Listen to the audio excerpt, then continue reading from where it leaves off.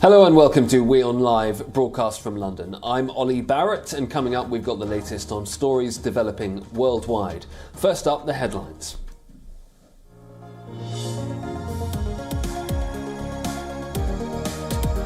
The Taliban makes 44 new appointments to key roles, including provincial governors and police chiefs, in its first large-scale round of posts announced since the cabinet was formed in September.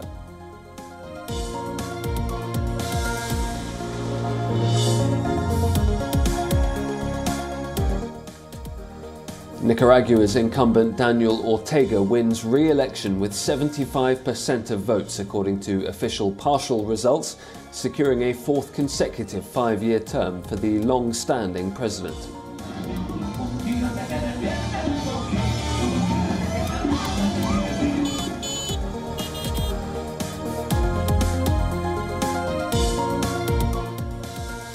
The United States is reopening its land and air borders to foreign visitors who are fully vaccinated against COVID-19, ending 20 months of restrictions on travel that hampered tourism and strained diplomatic ties.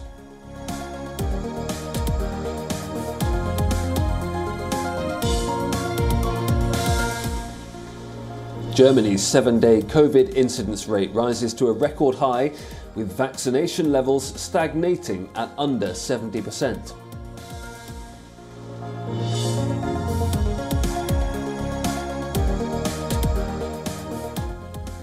Hundreds of pro-democracy protesters are arrested in Sudan as demonstrators in several cities join a call for 2 days of civil disobedience against last month's military takeover.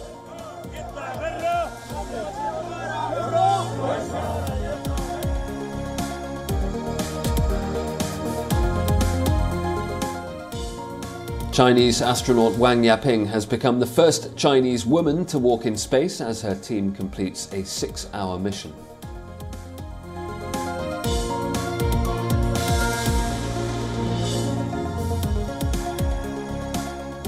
And Tesla shares fall 7.5% in pre-market trading on Monday as investors prepare for Elon Musk's proposed sale of about a tenth of his stake in the electric car manufacturer after putting it to a Twitter poll.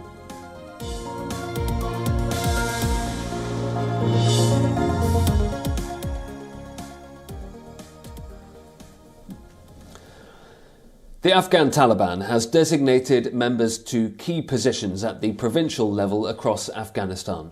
Taliban spokesperson Zabihullah Mujahid has appointed new provincial governors, deputy governors and military commanders. The 44 new appointments to key roles were made on the directives of the group's supreme leader Mullah Akhundzada. Karia Baral will serve as governor of Kabul and Wali Jan Hamza as the city's police chief. Mufti Mohammed Idris is Kabul's new deputy governor. Noor Ladi is the deputy governor of Balkh province. Abdullah Sah Hadi is the governor of Bamiyan province. Kari Bakhtiar to be the governor of Baglan province. And Abdal Ghani is the governor of Badakhshan province. Sheikh Aziz-ur-Rahman is the deputy governor of Paktia province. Despite repeated international calls for an inclusive government, including minorities and women, there has been no progress on that front. The Taliban seized power in August after overrunning the capital. It's facing threats from the Islamic State Khorasan, which has carried out a spate of attacks across the country. Taliban commanders insist they can re-establish stability and security, and these new appointments are considered crucial to that aim. WION correspondent Anas Malik reports now from Kabul. 2 months after the Taliban had first announced their cabinet, they have for the second time made shuffles in the provincial setup. Yesterday they have announced 44 governors, police chiefs and deputies of different provinces. That includes prominent provinces such as Balkh, Kunduz and other places as well. Police chiefs and a new governor for the city of Kabul, or the province of Kabul, has also been named. Now, this is for the second time since the Taliban's takeover that they have announced a shuffle in the provincial setup or the provincial setup that they are running. And that also raises question on the fact that what is it that they are lacking with regards to the previous appointments. These appointments came in after approval from the Taliban Supreme Leader Haibatullah Akhundzada, but by and large these appointments end up raising a lot of questions for the fact that this is the second time a shuffle has been done provincially. Anas Malik in Kabul, Afghanistan for WION World is One. Next to China, where the top leaders of the Communist Party are holding a pivotal meeting, some 400 members of the party have gathered in Beijing for a 4-day plenary. It's expected to further cement President Xi Jinping's grip on power. China's state news agency says he opened the event with a report on the party's major achievements of the last 100 years. This is a historical document, only the third of its kind since the party was founded in 1921. The resolution will also set the stage for the 20th Party Congress to be held next year. Xi is expected to declare that he will serve a third term in office, cementing his position as China's most powerful leader since Mao Zedong. His tenure has been marked by a massive anti-corruption crackdown and policies in regions like Xinjiang, Tibet and Hong Kong, which critics say have weakened free speech and human rights. There has been an assertive approach to foreign relations, and Xi has also introduced his own political theory. It's known as Xi Jinping thought and is taught to students. The meeting in Beijing comes as China battles a fresh coronavirus wave. Internal travel restrictions, snap lockdowns and mass testing are being used to try and contain it. More parts of China are grappling with outbreaks than at any time since the virus first emerged in Wuhan in 2019. Hundreds of locally transmitted cases have been found in about 2/3 of the country's provinces. Authorities are trying to ring-fence Beijing against the growing outbreaks.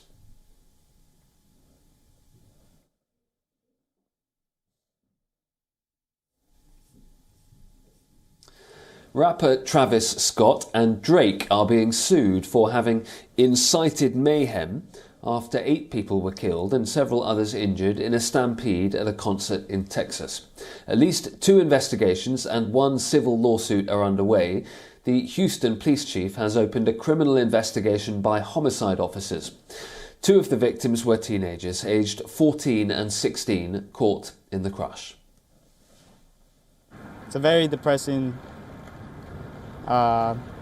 scene over here.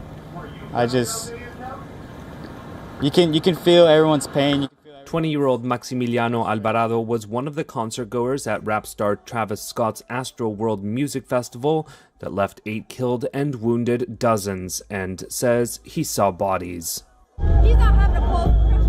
Alvarado took this video posted on social media of fans being led to safety on Friday night. You can feel everyone's frustration, confusion. You know, it is supposed to be a good time, and this is not something you would expect to be doing after going to a festival, going to a memorial for the people that died in this festival. Alvarado contributed to a makeshift memorial at the concert venue in Houston on Sunday, where some laid flowers, wrote messages, and lit candles in remembrance of those who perished during the stampede. At the concert venue, workers were beginning to take down the surrounding fence, and drone footage captured a deserted stage on Sunday. Turn the lights on. But the scene was far more chaotic on Friday night. Concertgoers cried for help as the show appeared to go on, with Scott seemingly unaware of the horror unfolding on the ground. I just want to send out prayers to the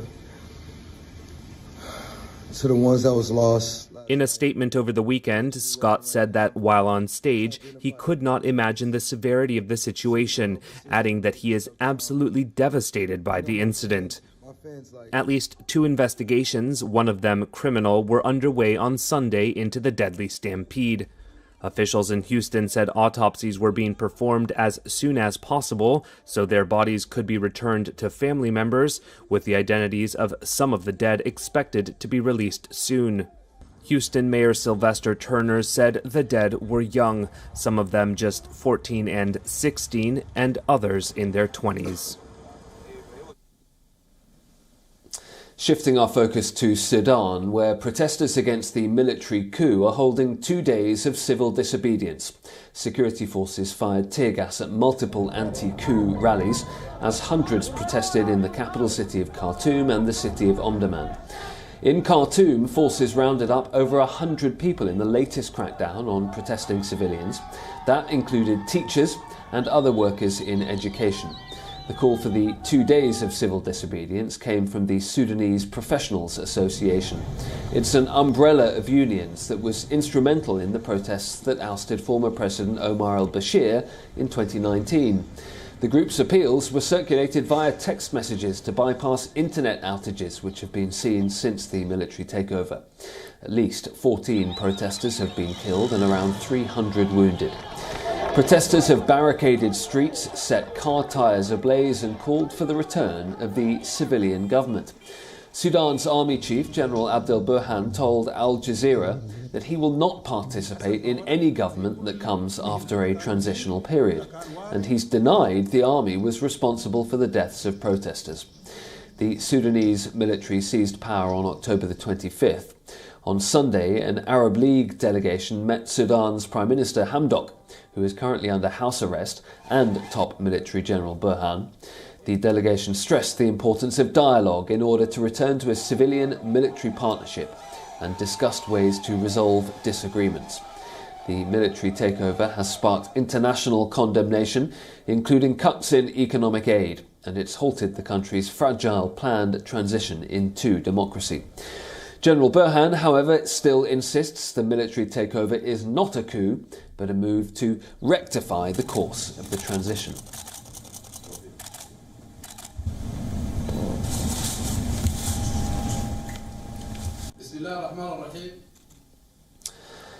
Well, in Nicaragua's election, incumbent Daniel Ortega has won re-election with 75% of votes. Ortega secured a fourth consecutive 5-year term. Many have dismissed the vote as discredited since Ortega has tightened his grip on power by jailing critics. It was held under the watch of 30,000 police and soldiers who maintained what rights groups say was a climate of fear.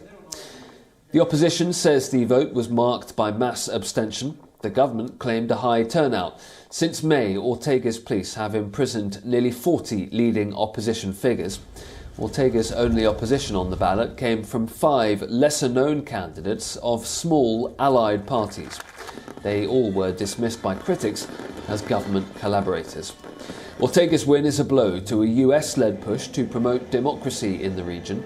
Joe Biden's called the election a sham and says the outcome was rigged. He's also called for the Ortega Murillo government to immediately release detained opposition figures.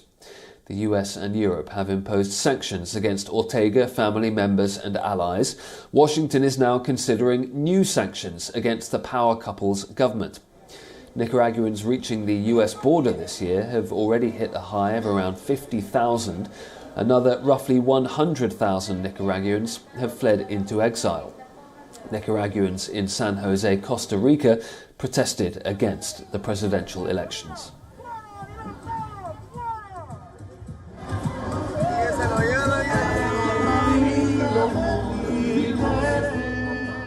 Es una vergüenza nacional que un criminal, un zángano carente de principios se haya apoderado de nuestro país y sienta que su país es de él y de su gente, su familia principalmente.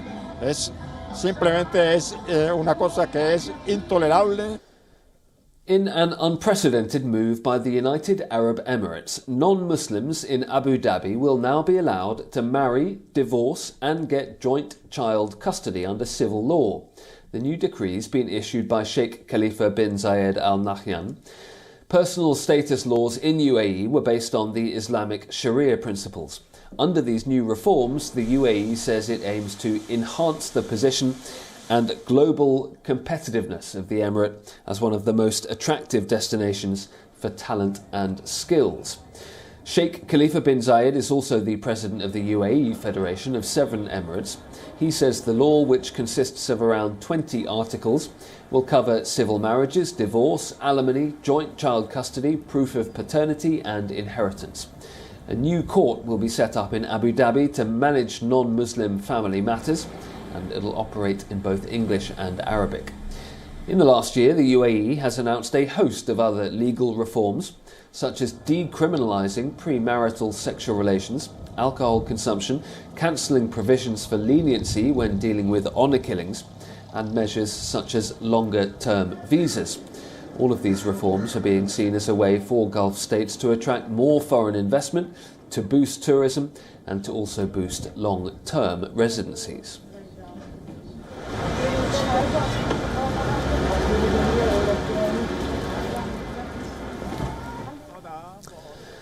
In Jerusalem, language speed dating is bringing Jews and Palestinians closer. Meeting once a week at a 19th century villa, the groups practice each other's languages. WION's Jodie Cohen reports.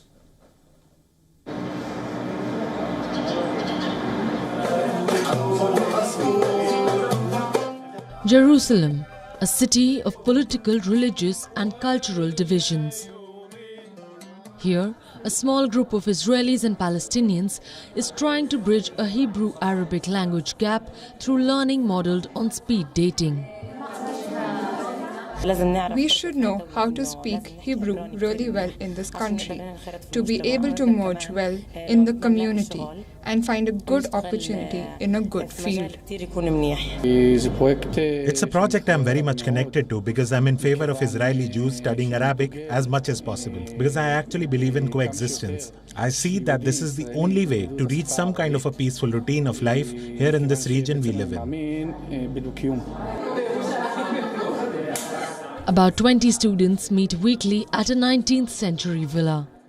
They sit together, Jew facing Arab, Arab facing Jew. They practice each other's language and are guided by cards spelling out scenarios that prompt dialogue. Every 20 minutes, a whistle sounds, which is when the participants rotate partners across tables. Palestinians in Jerusalem don't study Hebrew in school in any way. And it's the same for Israelis. If they do study Arabic, it's an Arabic you can't use. Therefore, we came up with this initiative. You can call it a civil initiative that directly meets this need of the ability to communicate with each other in each other's language. Out of this, the real important thing emerges is the meeting and the acquaintance. Quick and cordial encounters help the Palestinians improve their Hebrew, required for dealing with the Israeli authorities, and Jews to deepen their grasp of Arabic. I think that we both see them as very courageous people, because what they do is actually leave the comfort zone and cross some kind of mental border which many of us get stuck on. Talking in Arabic or Hebrew in Jerusalem has a meaning. It's not like learning Spanish.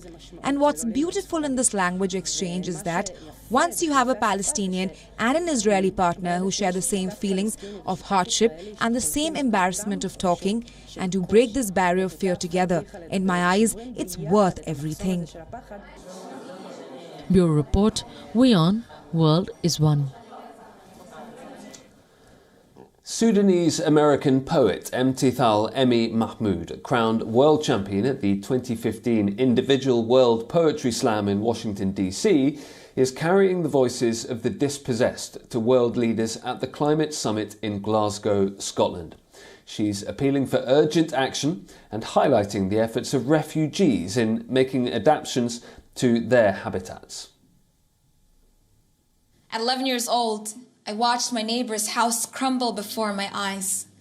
The floodwaters washed away the earth and clay most people use to build their homes. To see her wade through her home like that. To see her try to salvage all that she had left. Our country was already locked in turmoil, and now the earth began to purge us too. If you could stop the next tornado from hitting your home, the next hurricane from wiping out your city, the next drought from starving your people, the next lightning strike from ending your life, wouldn't you? They've dug pits into my sides, have stolen the rubies, gold, and diamonds Maya placed in my thighs. I do all I can to heal, but my weary body can't clear away the hurt so easily. My waters rush but do not soothe. The air in my lungs suffocates the little ones. I cough and spew and gush and bruise, and it will not heal. When a child of mine dies by my hands, here in the long-forgotten valleys of your youth, visitors come not of their own accord, but by necessity. Usman protests. It isn't mine alone to mend, he says. I need you to build and build again, to make new, to bring forth life from relentless earth, making an oasis from charred terrain, creating refuge from only scar tissue and lightning strikes. Let me be more to you than just a final resting place. Let me do more for you than call you home. Child of mine, if you are reading this, I need you. And that is all we have on today's WION Live broadcast from London. Thanks very much for being with us. As ever, I'm Ollie Barrett. For more latest world news and updates, do stay tuned to WION World is One.